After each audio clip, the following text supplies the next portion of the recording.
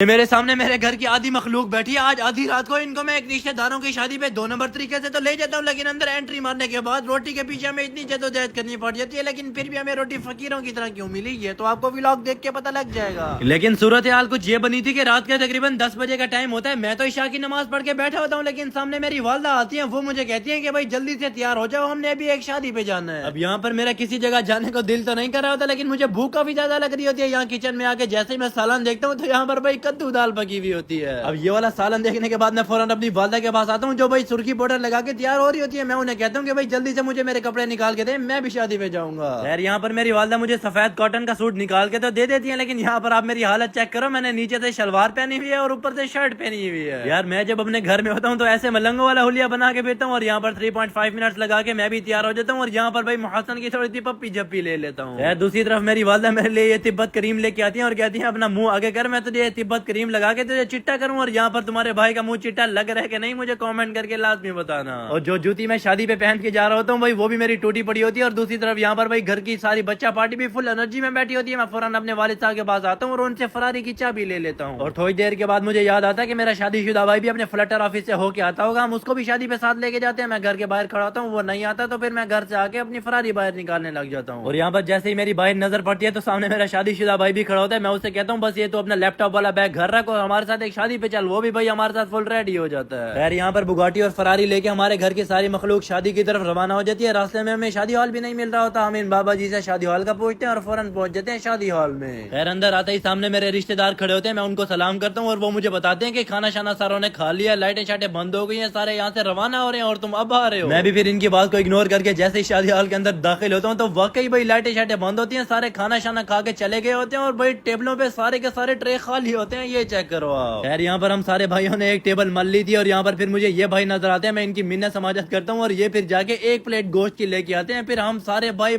اسی ایک پلیٹ کو کھاتے ہیں. یہ چیک کرو آپ. میں آپ کو صحیح بتا رہا ہوں, یہاں پر بھوک ہمیں ظالموں والی لگی ہوئی تھی. یہ ایک پلیٹ آتی ہے اور اس کے اوپر پلیٹ کے اوپر ہم سارے پڑ رہے دیکھو کیسے ہیں, اور جیسے ہی اس کو کھاتے ہیں تو یار ذائقہ اس کا بھائی بڑا ہی للن ٹاپ ہوتا ہے. بس پھر تھوڑا سا کھانے کے بعد ہماری بھوک بھی ادھوری رہ جاتی ہے, اور جیسے ہی باہر نکلتا ہوں تو سامنے میرا شادی شدہ بھائی مجھے موبائل پکڑاتا ہے اور کہتا ہے یہ لے امی سے بات کر. اور یہاں پر جیسے ہی میں اپنے کان سے فون لگاتا ہوں تو میری والدہ آگے سے بولتی ہیں اور وہ کہتی ہیں جیز کیش والی دکان سے 1500 روپے نکلوا کے آؤ, 500 روپے میرے پاس ہے, ہم یہ 2000 ملا کے شادی والوں کو نیندر میں دیتے ہیں. یہاں پر پھر اپنے چاچو کی گاڑی میں بیٹھ کے ہم جیز کیش والی دکانوں سے پیسے نکلوانے چلے جاتے ہیں, لیکن راستے میں ساری دکانیں بند ہوتی ہیں. پھر میں اپنے شادی شدہ بھائی کو کہتا ہوں کہ تو 1500 روپے بھیج دے چاچو کو, ہم چاچو سے پیسے لے لیتے ہیں. یہاں پر پھر میرا شادی شدہ بھائی جیز کیش سے ہی پیسے پے کرتا ہے میرے چاچو کو, ہم چاچو سے کیش میں پیسے لے لیتے ہیں اور وہ پیسے لے کے ہم پہنچ جاتے ہیں سیدھا شادی ہال میں. اور یہاں پر پھر گاڑی سے باہر نکلنے کے بعد جلدی سے میں اپنے چھوٹے بھائی کو ڈھونڈتا ہوں, اس کے ہاتھ میں پیسے دیتا ہوں, وہ جا کے میری والدہ کو دے کے آتا ہے. میری والدہ جا کے نیندر دیتی ہیں اور پھر ہم اپنے سارے گھر والوں کو بٹھا کے پہنچ جاتے ہیں سیدھا اپنے گھر میں.